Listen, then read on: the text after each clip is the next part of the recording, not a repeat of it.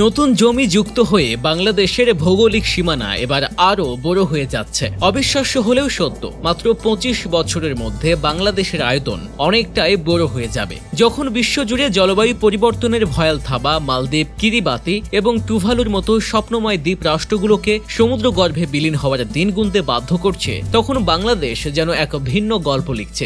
বিস্ময়করভাবে এই বদ্বীপ অঞ্চল ধীরে ধীরে তার মানচিত্রে নতুন ভূমি সংযোজন করে চলেছে। প্রশ্ন জাগে, এটা কি প্রকৃতির এক অলৌকিক দান, নাকি মানুষের নিরলস প্রচেষ্টা ও দূরদর্শী পরিকল্পনার ফল? ১৯৭১ সালে স্বাধীন বাংলাদেশের মোট আয়তন ছিল ১,৪৭,৫৭০ বর্গ কিলোমিটার, কিন্তু গত কয়েক দশকে ভূমি পুনরুদ্ধার এবং সমুদ্র সীমার সম্প্রসারণের কারণে বর্তমানে এর আয়তন বেড়ে দাঁড়িয়েছে প্রায় ১,৪৮,৪৬০ বর্গ কিলোমিটার। অর্থাৎ এই কয়েক দশকে প্রায় ৮৯০ বর্গ কিলোমিটার নতুন ভূমি বাংলাদেশের মানচিত্রে যুক্ত হয়েছে, যা বিশ্বের অনেক ছোট শহরের আয়তনের চেয়েও বড়। এই ভূখণ্ড বৃদ্ধির পেছনে রয়েছে বাংলাদেশের ভূতাত্ত্বিক গঠন এবং বিশ্বের বৃহত্তম নদী প্রণালী গঙ্গা, ব্রহ্মপুত্র ও মেঘনা নদীর অবদান। লাখ লাখ বছর ধরে হিমালয় পর্বত থেকে বয়ে আসা বিশাল পরিমাণ পলিমাটি এই নদীগুলো বঙ্গোপসাগরে প্রবাহিত করে। শতাব্দীর পর শতাব্দী ধরে এই পলি জমে এক সুবিশাল বদ্বীপের সৃষ্টি করেছে, যা আজকের বাংলাদেশ। প্রকৃতির এই ভাঙা গড়ার খেলায় প্রতি বছর গড়ে ১০ থেকে ২০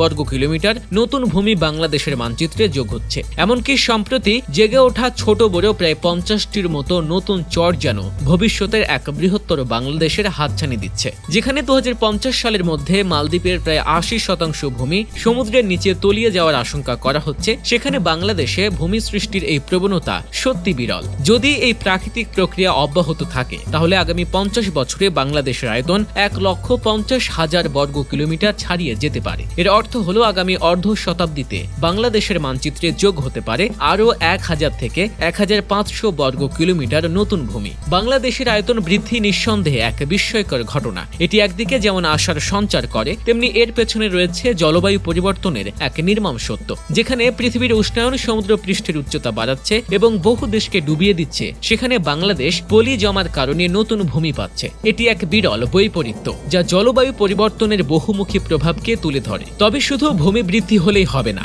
এটিকে টেকসইভাবে সংরক্ষণ করা জরুরি। বিশেষজ্ঞরা মনে করেন, সঠিক নীতিমালা এবং পরিবেশগত পরিকল্পনা ছাড়া এই প্রাকৃতিক অর্জন দীর্ঘস্থায়ী নাও হতে পারে। নতুন জেগে ওঠা চর বা পুনরুদ্ধার করা ভূমিকে যথাযথভাবে সংরক্ষণ এবং ব্যবহার না করলে তা আবার বিলীন হয়ে যেতে পারে। উদাহরণস্বরূপ, ম্যানগ্রোভ বন সৃষ্টি, সবুজ বেষ্টনী তৈরি এবং পলি ব্যবস্থাপনার মাধ্যমে এই নতুন ভূমিকে সুরক্ষিত করা যেতে পারে। এছাড়াও নতুন ভূমিকে কৃষি, মৎস্য চাষ, বনায়ন বা এমনকি বসতি স্থাপনের জন্য ব্যবহার করার সময় পরিবেশের ভারসাম্য রক্ষা করা অত্যন্ত গুরুত্বপূর্ণ।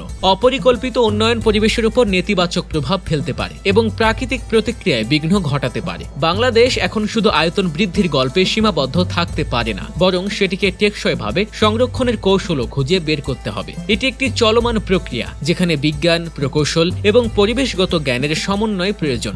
বাংলাদেশের বিজ্ঞানীরা এবং গবেষকরা ইতিমধ্যে এই চ্যালেঞ্জ মোকাবিলায় কাজ করছেন। ভূমি পুনরুদ্ধারের পাশাপাশি উপকূলীয় অঞ্চলে প্রাকৃতিক সুরক্ষা বেষ্টনী তৈরি এবং পলি ব্যবস্থাপনার অত্যাধুনিক পদ্ধতি নিয়ে গবেষণা চলছে। ২০৫০ সাল নাগাদ বাংলাদেশের মানচিত্র সত্যিই বড় হতে পারে, কিন্তু সেই বৃহত্তর মানচিত্রের প্রতিটি ইঞ্চি যাতে মানুষের কল্যাণে আসে এবং পরিবেশগতভাবে সুরক্ষিত থাকে, তা নিশ্চিত করাই হবে সবচেয়ে বড় চ্যালেঞ্জ। এই প্রাকৃতিক দানকে কাজে লাগিয়ে একটি সমৃদ্ধ ও স্থিতিশীল বাংলাদেশ গড়ার পথে সঠিক পদক্ষেপ গ্রহণ করা এখন সময়ের দাবি। এই নতুন ভূমিতে নতুন স্বপ্ন, নতুন জীবন এবং নতুন সুযোগের বীজ রোপণ করতে হবে, যা কেবল আয়তন নয়, দেশের সামগ্রিক উন্নতিকেও প্রতিফলিত করবে।